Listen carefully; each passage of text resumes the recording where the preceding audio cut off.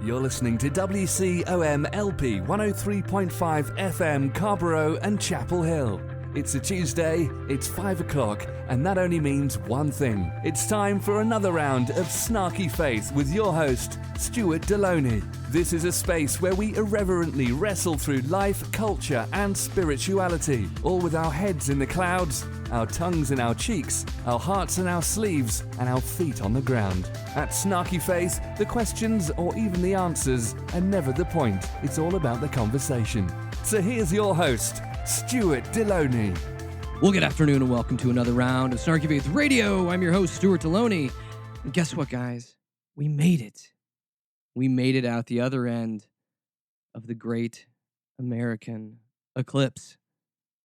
Well, hopefully most of us made it out, because actually I saw our dear President Trumpy at the White House walking out, gazing up at the sun without his eclipse glasses at first, because he's just that smart of a guy, or maybe it's just because he doesn't believe in things like science. But yes, you can look it up. Google it. Trump goes out, starts looking up at the eclipse. No glasses. Eventually, someone gets him glasses, and then he wonders why it's so dark out. I'm not really sure how this confused him, or how the whole idea of staring at the sun is bad has also escaped him. But we also know that things like global warming, racism, or really just his own overt bigotry, have escaped him as well too. Good Lord. What a week we've had. And so let's start by talking about this eclipse. I wanted to kind of delve into a topic that we don't cover very often here on the show. It's Christians being crazy. Wait a second. Let me remind myself. Oh, wait. Yeah, I think we do that on a weekly basis here. So this shouldn't be out of character for this show for us to talk about how an eclipse turned a bunch of Christians, I was going to say crazy, but maybe crazier, because oftentimes you like to see folks returning and looking for signs from God. God has done this right now. And again, circling back to science, I'm not going to argue that God put the universe in motion, but that whole motion kind of works mathematically, meaning that back in the 70s, they knew that we'd be having in 2017 another eclipse. So it's kind of hard for us to be able to kind of retroactively go back and then blame God for what he's doing now as a sign of his condemnation for America because we have an eclipse right now.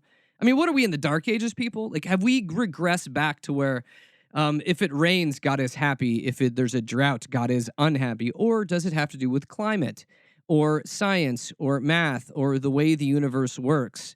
The fact that this eclipse has been well known that it was going to come for many years. Why? Because people science the crap out of things more than I can even understand.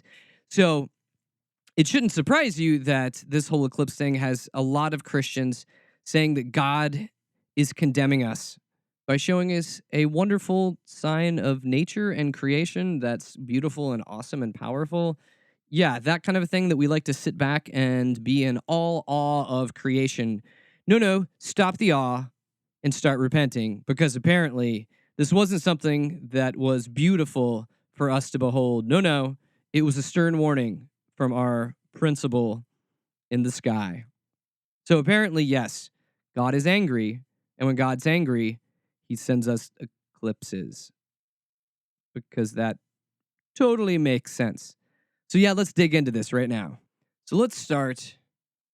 Let's see, who's our first crackpot on the list? Let me just go ahead and spin the wheel. Okay, Brian Fisher, who's a Christian radio show host, and his show is called Focal Point.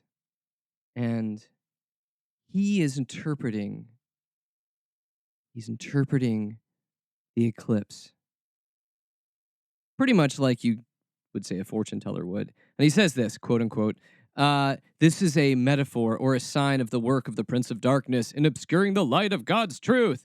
Satan and those who unwittingly serve as his accomplices by resisting the public acknowledgement of God and seeking to repress the expression of Christian faith in our land and bringing on us a dark night of the national soul.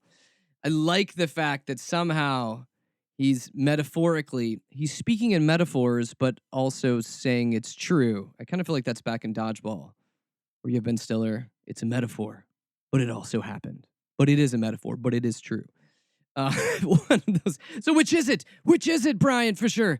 Is it a metaphor, or is this a real doom and gloom that God is showing us that is right before our eyes, and we are out as all sinners sitting there with our sinful eclipse glasses and drinking in the beauty of the coolness of this eclipse? Oh no, we're all damned to hell. Actually, really the only one that should be damned to hell is the moron that's in the White House that was out there staring without eclipse glasses into the sun. And I'm not really saying he should be damned to hell, but maybe his retinas should be. Maybe. So yes. So you see things like this begin to happen, and then you also see the crazy come out. And we can't talk about crazy without talking about Billy Graham's kids. Yes, Anne Graham Lotz offered a warning of the eclipse that may have theological meaning to it. So let's see what good old Anne has to say. Because guess what? As much as we like to bash her brother, Franklin Graham, for being a crazy, bigoted nutter who's riding on the coattails of his daddy, Anne's pretty much the same as well, too. And she said this. So she goes on to say, this is from her website, in light of Ezekiel 33, 1-6, that commands a watchman to be faithful and warn others of the danger coming against the land, I feel compelled to issue a warning once again. The warning is triggered by the total solar eclipse on August 24th, 2017, nicknamed America's eclipse. Now, again, I'm not really good here. This is me, my aside, I'm stepping out of the quote here. Yes, I'm not very good at doing voices, so my assumption is Anne Graham Lotz doesn't sound anything like me, but if you want to think that she does, I'll continue. Going back to the quote unquotes, for the first time in almost 100 years, a total solar eclipse will be seen coast to coast in our nation. People are preparing to mark this significant event with viewing parties at exclusive prime sites. The celebratory nature regarding the eclipse brings to mind the Babylonian king Belshazzar, who threw a drunken feast the night that the Medes and the Persians crept under the city gate.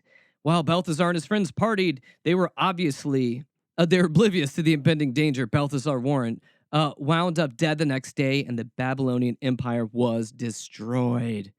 So apparently, is it a metaphor? Is it real? We're back here again? I think we are back here again. So while we were all out in the middle of the day, some of us may have been day drinking. I'm not raising my hand for that one.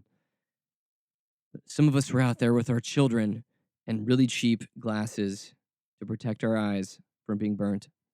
And all the while, there was some sort of an evil, insidious Trojan horse coming into our nation that is wanting to kill us. And what this is doing is, this is drudging up what conservative Christians absolutely love. Like, this is the conservative Christian porn, is end times.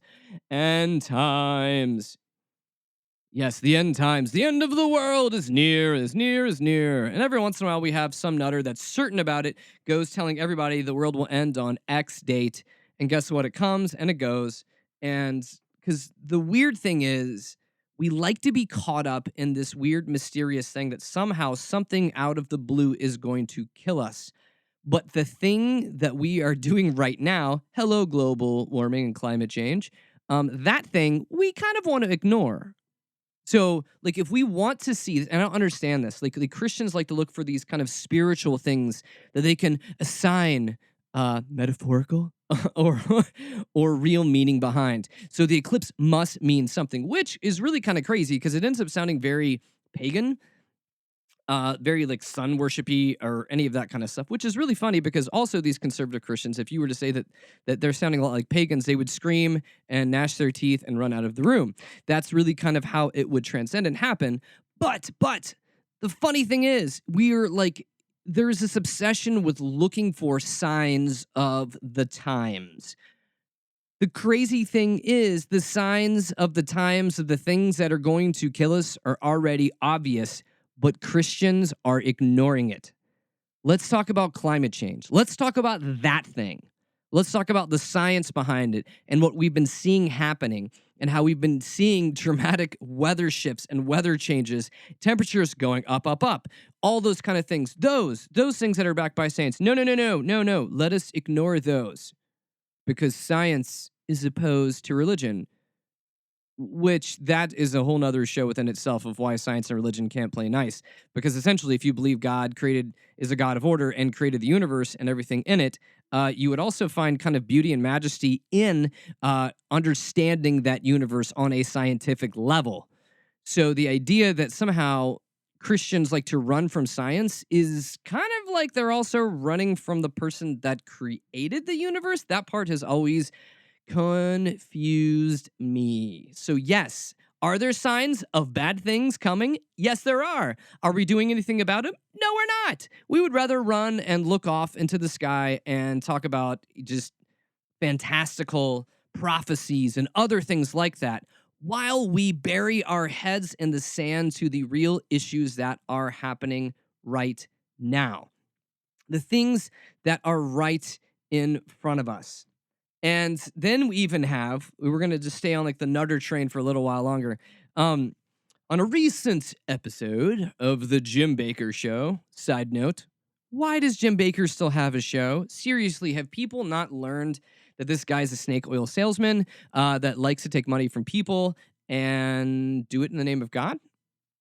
Yeah. Anyone remember like the 80s? Like the whole thing? Him bilking people, millions of dollars, all that kind of good stuff.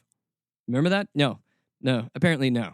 Because he has a show, and he had really just an insightful mind.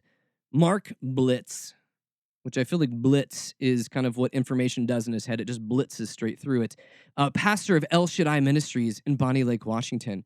He said that solar eclipses are often seen in the Jewish world as a sign of God's judgment on the Gentiles, which is really funny. You're on a Christian show talking about how, biblically speaking, that eclipses are fairly anti-Gentile. And guess what? When we look at most of the Christians across America, they would fit in that whole Gentile category because essentially, in Bible speak, in Bible terms, there is the people that were the chosen of God, the Jewish folks, the children of Israel that followed after God, and pretty much everybody else.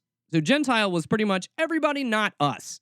Which is fun when you end up having folks that like to have ministries that are named from Jewish-sounding words. El Shaddai, El Shaddai. Yes. And calling out that this eclipse is against the Gentiles. Great! Because most of the churches in America on Sunday are full of Gentiles. I don't know. So he says this eclipse is a call for us to repent. It's a call that the end is near. It's a call that God is warning us. And we need to heed those warnings. See, here's my problem with this. Here is my massive problem with folks that are obsessed with the end times. And I will tell you this. This is an answer years back when I had to go before an ordination board for a denomination that I was and still, we'll see how much this radio show may undo that I'm still ordained with. And for those of you that don't know, to be a ordained pastor, it's a lot more of a rigorous process. You have to go before boards of people. You have to write many essays and many other things like that to really stating what you believe. And in one of my essays, they had asked me, what is my view of the end times? And I had heard this years and years before, and I love it. I love this. And so people get caught up, and again, end times, it's usually folks being obsessed with books like in the Old Testament, like Daniel, New Testament, like Revelation. And they get caught up in when is all this going to happen? What is the timeline? What do you believe? Are the Christians going to be taken out of here before or after judgment and all this other kind of stuff? So my answer, which really frustrated many people because they would ask me questions like, what is the biggest problem facing our world today? And I would say stuff like climate change. And they're like, that's not what we're literally looking for. But I was like, are you going to deny that climate change is a problem that's facing us? Well, we're not going to argue with that, but that's not what we were looking for. Yeah, that happened a lot with me. So as I'm sitting there in this, and so someone had asked me, And I'd written an essay on this, and they're like, we're really kind of confused about where you stand with end times. And I always use this, and it is a stupid kind of dad joke of an answer, but I stick with it because it is stupid, it is kind of funny, but it's actually true. And so if people ask you, like, where do you stand on end times things, they're usually asked, are you premillennial, postmillennial, or anything else like that? And so what that really ends up meaning, of it again, it goes back to the timeline of when the world is going to end and what is going to happen to the believers. So I told them, I was like, I'm really just a pan theorist. And they're like, so what, wait, you need to explain what this means. And I was, oh, because I'd heard a pastor friend of mine say this years ago, and I stole it, I took it, and it's mine now, because now it's on the radio. I'd said, well, a pan theory is simply that it's just all going to pan out in the end. That essentially that we have no idea how any of this is going to unfold. And guess what? We're simply just called to do good and do the work that is in front of us here and now. And I went on to say, which probably shouldn't have, which pissed off one guy in particular, saying that honestly, that people that get obsessed with end times, it ends up being something that totally takes their focus away from doing the work that's in front of them. Oh, you can't say that about theology. Oh, you can't do this. And so eventually, as we wrestled through it, he ended up kind of agreeing to disagree, because he didn't disagree with what I was saying, but he was upset that I wasn't valuing the end times as much as I should value hellfire and brimstone and other things that are they metaphors or are they real? Are they metaphors or are they real? Are they metaphors or are they real? Because again, when people read the book of Revelation, you have to pick one.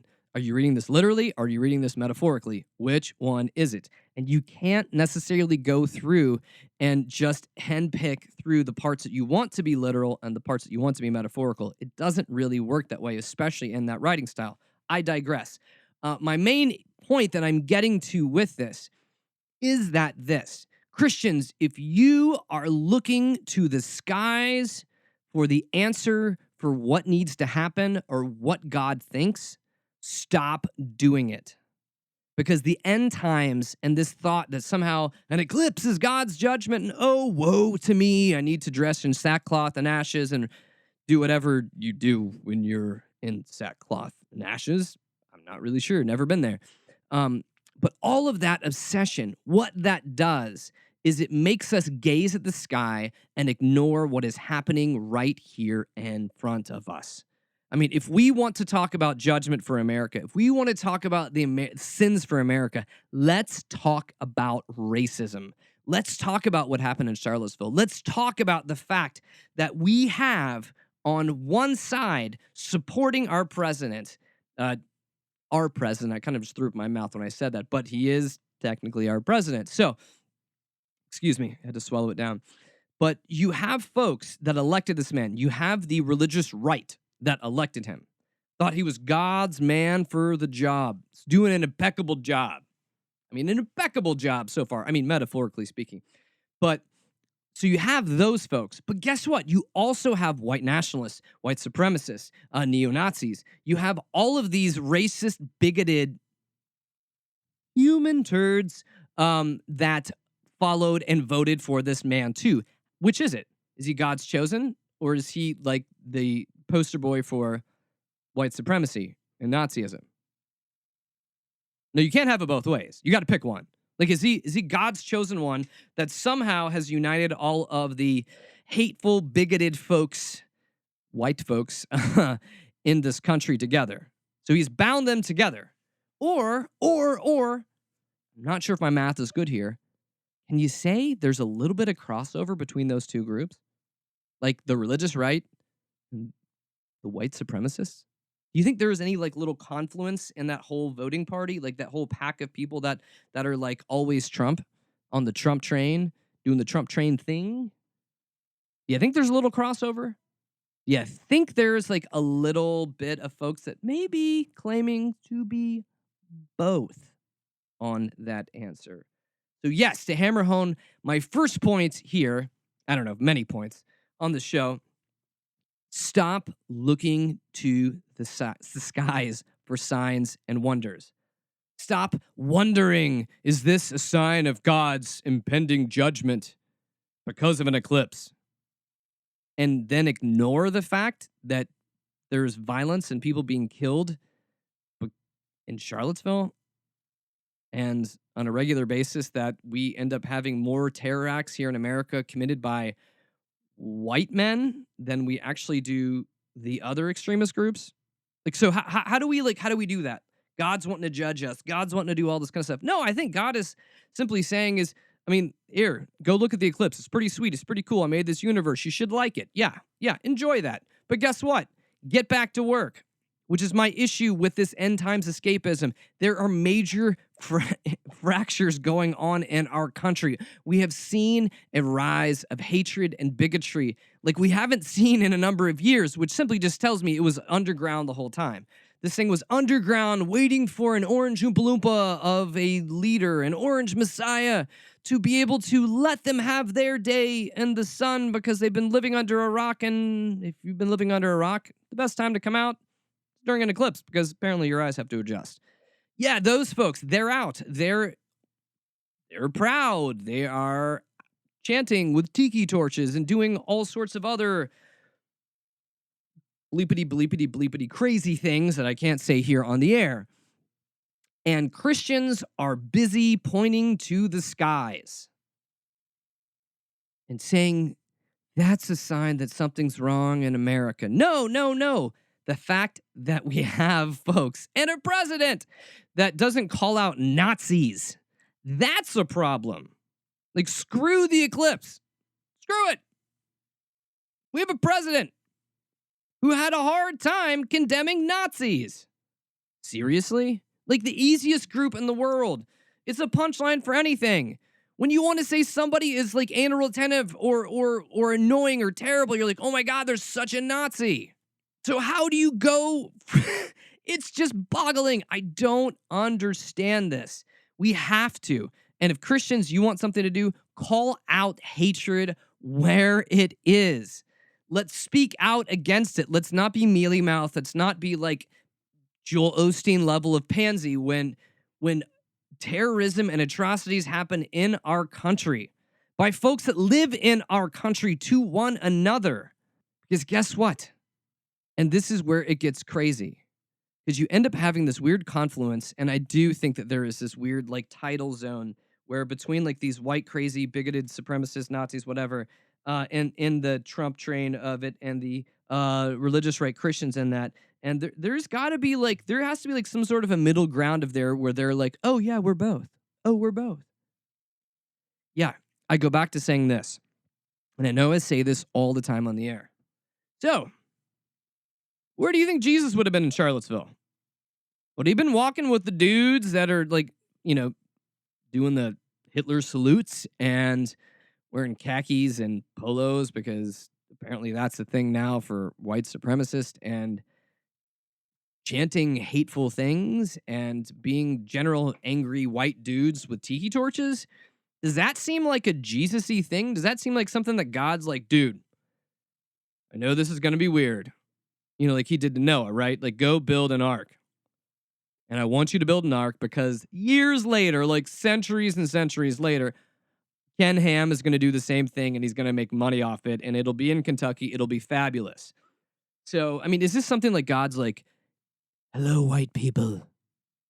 I know this may seem unconventional, but I want you to go and buy tiki torches and show up in this town, Charlottesville, Virginia. Go here.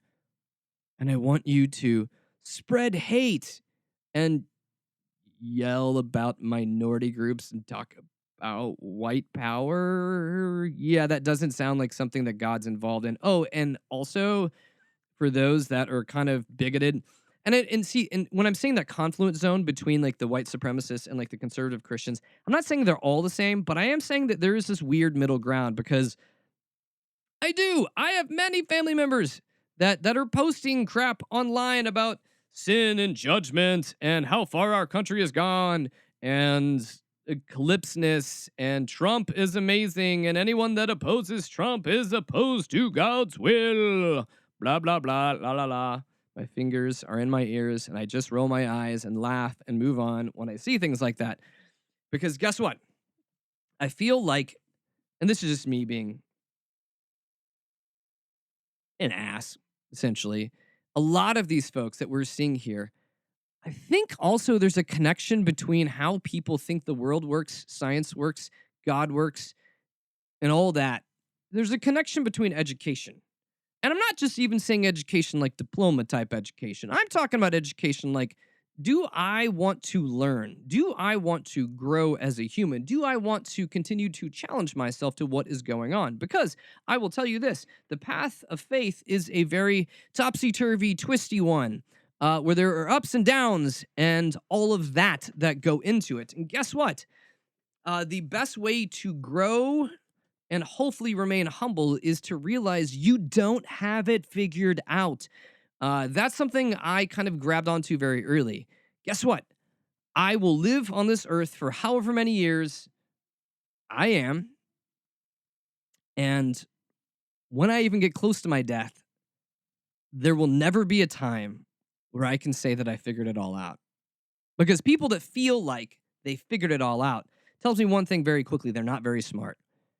They're not very smart. Like, they've hit a plateau in learning in their life and just camped there, and they never kept moving and journeying. Because when you talk about faith, you talk about a journey, a process, a learning, a stumbling, a getting up, a moving on. All of those kind of things are part of that. So if you have folks that have said, "Oh, I've read the Bible, I know it from cover to cover, I know what it says, and I do what it tells me to do," and then go out and have bigoted rallies against stuff, that tells me one thing: that you have said in your mind, there's nothing left to learn. I figured it all out. Guess what? That's not the way the world works. Guess what? That's the quickest road to being incredibly ignorant and foolish. Because guess what? We don't have stuff figured out. That's why we need community. That's why we need friends. That's why we need people around us, because we are all not there. And even towards our ends, we will not be all there.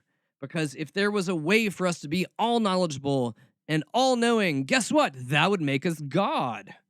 So are these folks kind of deitizing themselves? I've read the Bible. I know all there is to know about God. Oh, really? So in a 1,000-page book, you know everything about God.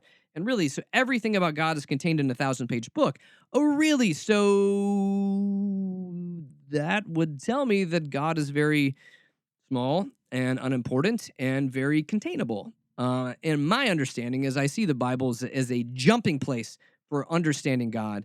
But the real learning about God, the real process happens when you begin to walk it out with others in life, getting your hands dirty in the dirtiness of life. And I don't mean dirtiness like, "Row, row." Not that kind of dirtiness. I'm saying the dirtiness where people are going out and supporting people that are being oppressed, helping those that are being marginalized, and being a voice for those who don't have a voice. Those kind of things. Those are the kind of things that folks that want to look up at the sun at an eclipse and be able to say, "Look at this, God's judgment is happening. Let's prepare our bags because we're all flying off to heaven tomorrow." That kind of thing. Because what that does is it abdicates them from being involved and engaged in America. When you have Anne Graham Lotz, when you have Franklin Graham, when you have Jerry Falwell Jr., which we'll get to in a moment, condemning stuff and speaking in that manner,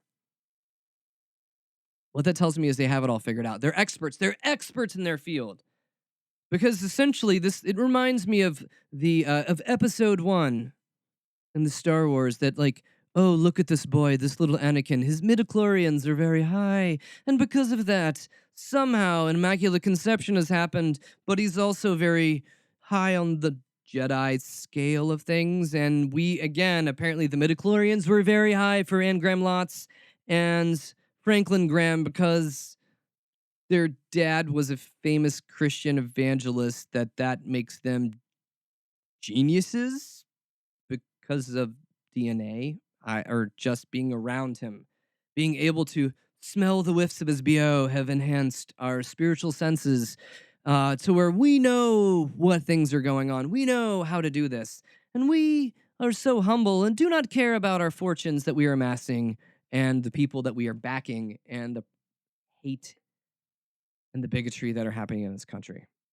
I'm being very facetious. This is a show called Snarky Faith, so if you don't like sarcasm, sorry, you turned into the wrong show. There are great shows on each end of what we were talking about right now. No, but I am talking through this, that the fact of there's a huge hypocrisy for those folks, especially those folks in the church that wield power, whether they are wielding power from a denominational or a congregational standpoint, or really just power from a Christian culture. I write a book. People spend millions of dollars purchasing this book.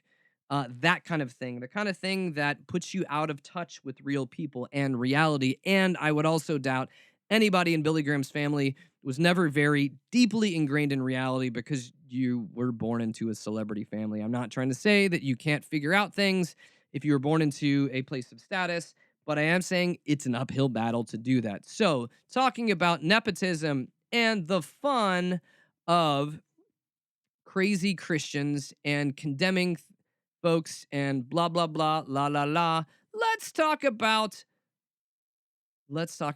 Liberty University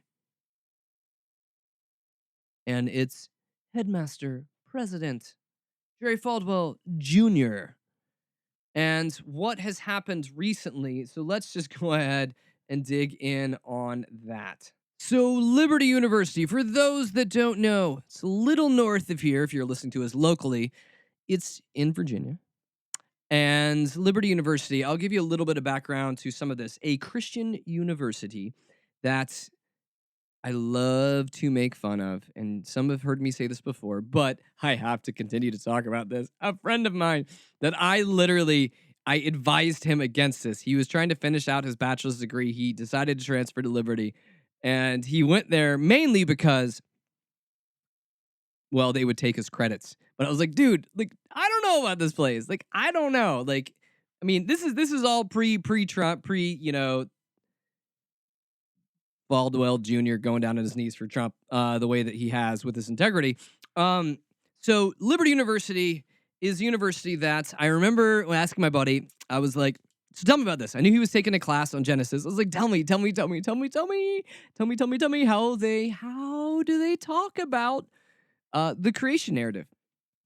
Because if you want to go back to how it is written in Hebrew, the first bit of Genesis is written as a poem. A poem. Pretty much anything before Abraham arrives on the scene, which then it switches to a narrative form. Before that, it's poetry. Tower of Babel, Noah, all that other kind of stuff. Poetry. Poetry that is a beautiful bit of poetry that paints a picture of God's heart, but I don't believe is necessarily scientific text. You don't see people going like, where is the next scientific breakthrough coming from? It's coming from poetry. I'm not saying you can't be scientifically poetic, but I really think they're missing the point with this. So when asking him, how do they handle the creation narrative and how old the earth is? And he's like, and he told me this. And I just I didn't even laugh. I was so befuddled, I didn't even laugh. Or maybe I laughed in my soul a little bit, but I was also kind of sick in that. The reason that science says the earth is as old as it is because when God created it, he created it already as it was. He created it with redwoods that were thousands of years old, mountains that had been here, not really here, but mountains that had already been developed. So when science looks at this, they will say it's this old, but God was crafty. God created everything fully formed. It's like God had ordered like a thing for sea monkeys or a chia pet, and it just like 2 days, chia. Yeah, that's Liberty. That's what they're teaching their students at a university for a bachelor's degree. Yeah. And so when we're talking about Christians that are hopefully doing the right thing, they're doing something in the face of fascism in our country and religion that has hopped in the bed for a little roll around with power and politics. Yep, that thing. And so I heard this article, and it is great. And it says this, and so the article's entitled "Liberty University Alumni Return Diplomas Over School's Official Trump Support" by, and again, apologize in advance, Nina Golgowski? Sure, we'll stick with that one. So And she writes this. Some Liberty University graduates plan to send back their diplomas to the evangelical school in Lynchburg, Virginia, to protest the college's president's unwavering support of Donald Trump, which they say has left them with shame and anger. And as of Sunday afternoon, this is like a week ago, more than 140 alumni members had expressed support of the Return Your Diploma efforts on Facebook after University President Jerry Falwell Jr. Lauded Trump's remarks on the recent white supremacist rallies in Charlottesville, Virginia, as bold and truthful. And that praise came despite Trump's laying blame for violence of the hate groups to both sides. Both sides had issues here. Both sides ended up committing violence. Both sides killed someone. No, wait, no, never mind. That didn't happen. Forget the both sides thing. So yeah. Putting your money where your mouth is for those that went there and are ashamed of the president and ashamed of the president of their university returning their diplomas. It's a cool idea. It is a great idea. And I will say, like, hats off to you. In the long run, I will tell you that it is a great public statement to do that. I'm not sure that it accomplishes much. You still technically have a diploma, even if you've sent it back. And if you're going to send it back, just make sure you scan it so you have a copy of it for yourself, because blah, blah, blah, blah, blah. No, and I love the optics of doing that. But I think at the same time, that can't be enough. Like, if you are disgusted, if you are just shaking your head about this, especially for you Liberty alumni, because of course I know there's tons of them listening to this to this radio show. It's a start. So I will tip my hat to you. My hat will not come off to you, but I will tip it to you for being able to stand up in a certain way against this. The problem is the enabling already happened by you putting money into that university. Money that continues to fund this. This is a really difficult show. This butt clown. I'm trying to censor myself here. Jerry Falwell Jr. and him heralding the wonderful leadership of our president when he could not even stick to his scripted answer that was calling out Nazis. Like, really? I know I talked about this earlier, but really? Like, how do you do that? Like, how do you do that? How do you stick up for the evil bad guys? I mean, how many more movies do we need to have? Inglourious Bastards, hell, Schindler's List, for us to be able to realize, these guys are pretty bad.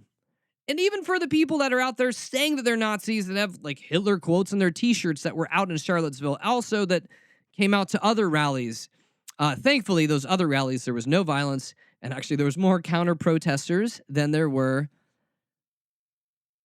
people that are caught back in the 1940s.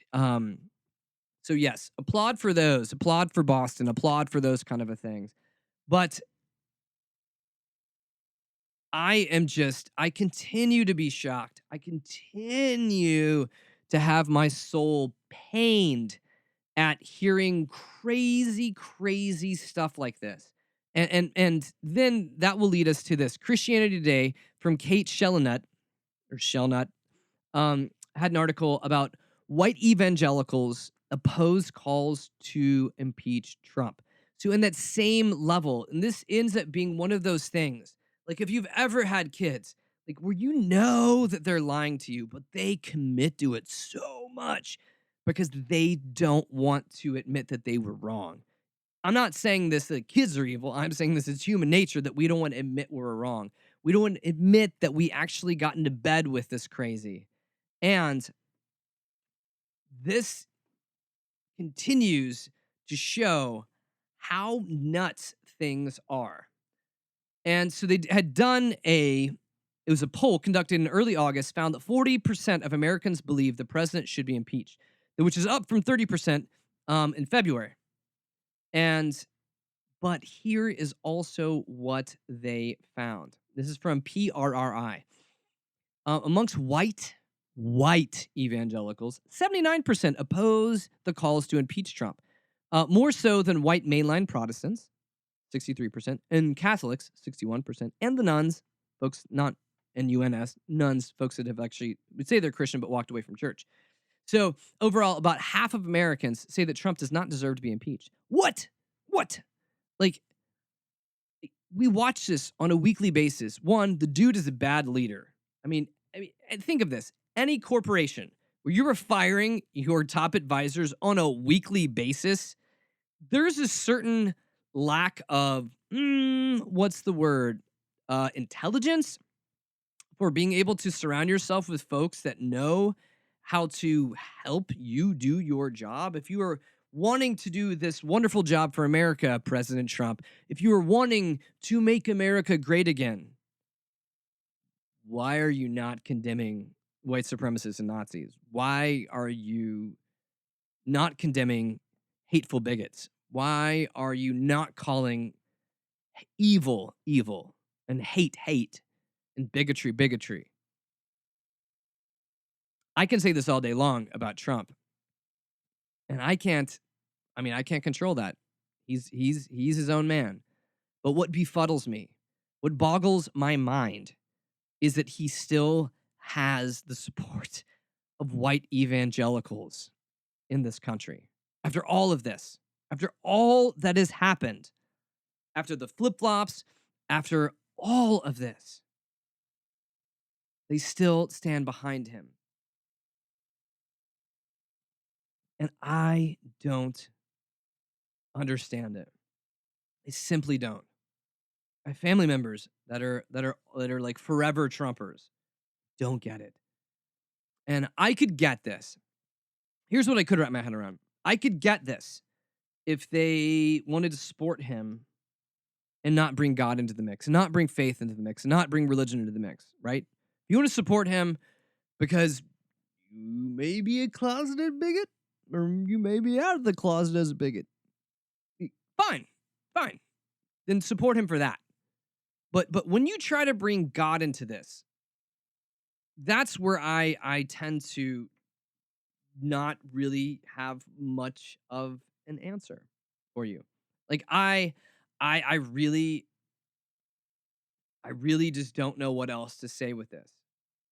And in Sojourners magazine, and this is by Mark Silk, he had put this. This is a commentary that he'd written, and I'll read part of it here because I think it's quite excellent. And the article is entitled "False Prophets in the White House," and he begins the article by saying he's quoting 2 Peter 2:3, where it says, "In their greed, these teachers will exploit you with fake news." I'm not sure what translation that is, but let me read that again because I'm laughing. In their greed, these teachers will exploit you with fake news. Their condemnation has long been hanging over them, and their destruction has long been sleeping. And he goes on to say this, that on Wednesday, when President Trump shut down his business advisory committee just ahead of his business advisors resigning en masse in the wake of Charlottesville, one of his evangelical advisors, Johnny Moore, delivered a statement on NBC that concluded this.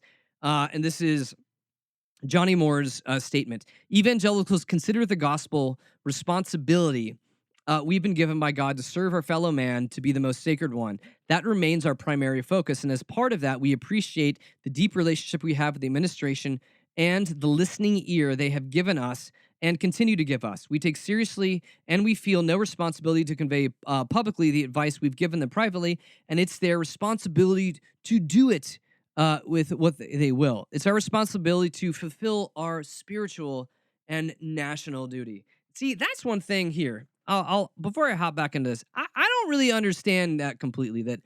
That idea that even that Johnny would say that we have our spiritual internationalistic duty here. I added the istic on the end of national there. But for those of you out there that would claim to follow after God, the God of Abraham and Isaac, the God that gave us Jesus, if we want to follow after that God, if you have read the Bible, if you have even read parts of the Bible, what you are going to understand is that God is calling people to follow after his kingdom, not a nationalistic kingdom of where you're at. And God calls people to go and do the work of God to help heal those that are broken, to offer comfort to those that are in pain, to be the answer to people's problems and to not be the problem to people's problems. And so the article goes on to say this. Said there's more than a hint here that the evangelical advisors have been busy telling, quote, the administration, maybe even including the president, to do the right thing and like not talk as if neo-Nazis and those protesting neo-Nazis are the moral equivalent. But no one is actually asking the evangelical advisors to reveal what they are pouring into the administration's listening ear. They are asking the evangelical advisors to respond publicly to presidential behavior that has caused shock and dismay throughout the country and around the world. And which leads us to the part of this article, which we have already covered a little bit earlier here. So, Johnny Moore's former boss is no other than Jerry Falwell Jr. Come on down. And this is what he wrote. This is what Falwell Jr. tweeted out on August 16th. Finally, a leader in the White House, jobs returning, North Korea backing down, bold, truthful statements about Charlottesville tragedy. So proud of our relationship. Ow. Well there, Jerry. Leave that behind closed doors, you little saucy minx. So proud of our relationship, Donald. We're so close. No! Oh my God. How can any sane human being, how can any person, I don't care what side, even if you're a conservative Christian, when you hear Trump and his like limp answer to Charlottesville, and then him kind of retracting himself, going back to saying, hey, this one side, they at least had permits. The Nazis at least had permits. The other side didn't. When he's trying to equate these side, evil, and those that are opposing evil, that kind of argument. So when Trump went all about face and going back to his many sides answer, Falwell is saying great leadership, and we've got such a great relationship, President. Because again, we've seen this time and time again. You stay in the good favor of Donald Trump by kissing his big fat orange ass on a regular basis. So who's Falwell Jr. serving? Is he serving Trump or is he serving God in what he's doing here? I'm not sure.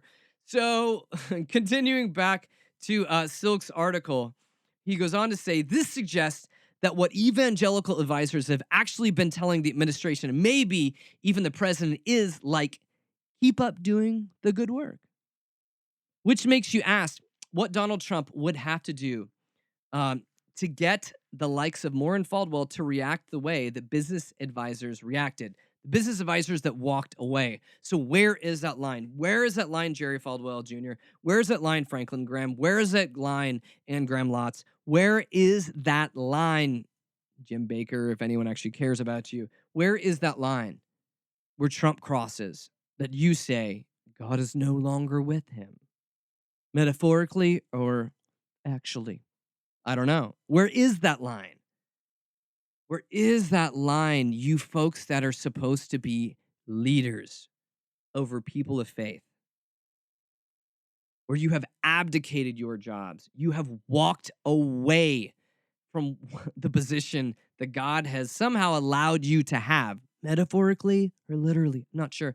But you have walked away from your damn responsibility to do the right thing and call out evil where evil happens. I mean, again, run with me. I'm going to use the metaphor here.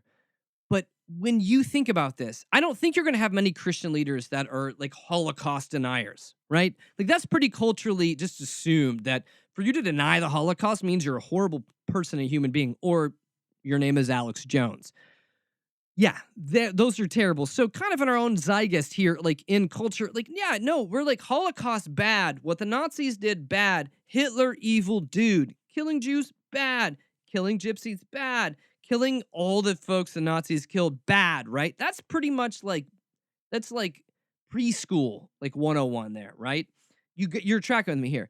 But when it comes to events like Charlottesville, when it comes to events like Charlottesville, when you have people that are Nazis, when you have the KKK, when you have white supremacists rallying, when you have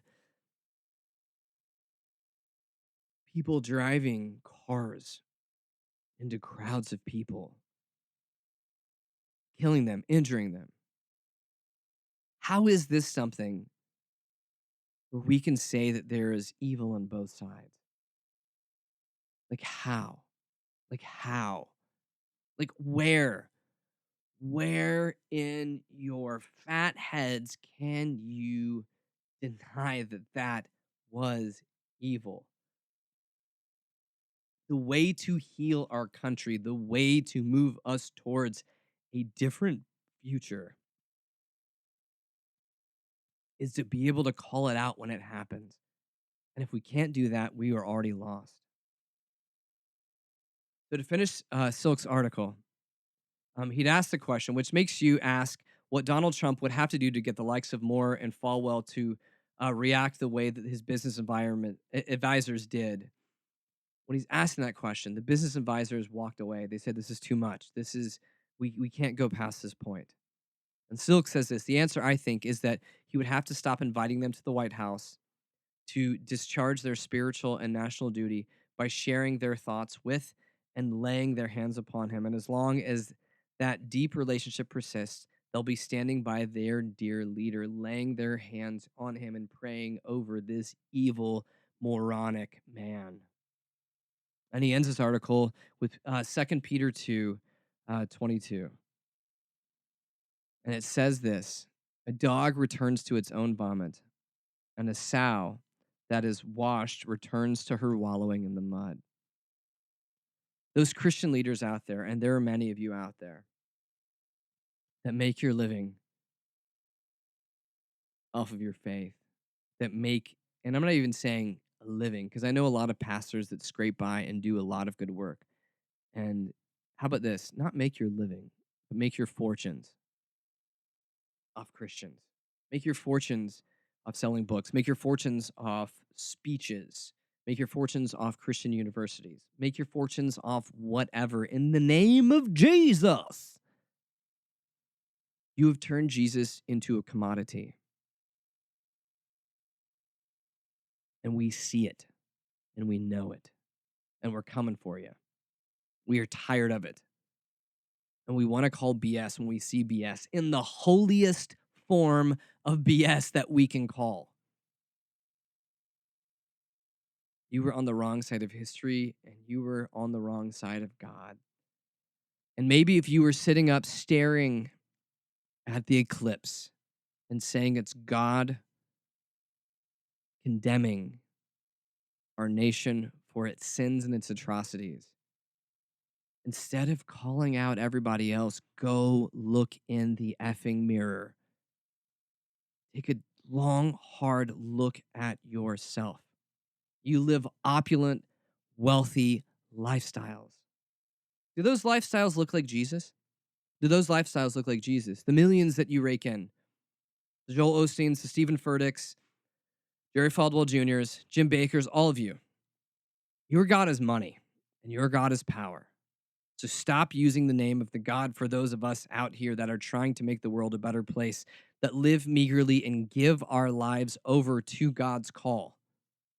Stop calling us out and really just continue to repeat the same words you're saying, but do it every morning in the mirror to your damn self.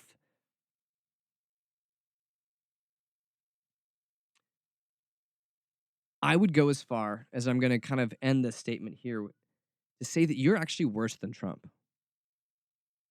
I mean, Trump is a person that has used Christians to be able to get into office. He's used all of this fake BS to be able to get in there. But he's a charlatan. He's obvious. He's a moron. He's not smart. He's a person that screws people over. We know that about him. But you are an enabler. You go there and you kiss his butt and lay your hands on him wherever you touch him and say, God is with you. You enable his crazy. And you've allowed this to happen. If you want to say that the eclipse means something, yes, America's greatest sin right now is racism. It's how it is tearing our country apart. That we have those that are so filled with hate. And many of those people go to church every Sunday. And they put money in the offering plates that eventually goes into your pockets. So screw you, Franklin Graham. Screw you, Anne Graham Lotz. Screw you, Jim Baker. Screw you, Jerry Falwell Jr., because you are using your position of power for your own personal gain. It's not for the glory of God. It's only for your own. And if you want to say anything, hey, look up in the sky, metaphorically or literally, there's an eclipse. God's angry. He's going to be angry at anybody. I'm pretty sure it's you. Well, thanks for listening to us this last hour. Just a reminder, as we end this broadcast, you can always catch us on podcast at www.snarkyfaith.com if you want to talk to us or comment, criticize, whatever else. We love getting email, questions@snarkyfaith.com. You can also find us on Facebook and Twitter. Thank you so much for being a part of this Snark Nation movement that we have going on here. That is all I've got this week. I will be back again next week. Thank you so much, and go out into the world, move in peace. WCOM is listener-supported community radio, and Snarky Faith is only possible through our sponsors. Aqueduct Conference Center was established in 1978 as a peaceful destination for small group meetings, special events, conferences, retreats, and weddings. For more information, go to www.aqueductcc.com. We are also sponsored by Lumen. Lumen, a spiritual community of seekers, sojourners, question askers, doubters, and skeptics, is a collective of fellow travelers that embrace the truth that all life is sacred, hope is real, and tomorrow can be better than today. All are welcome. You can find more information at www.lumencommunities.com.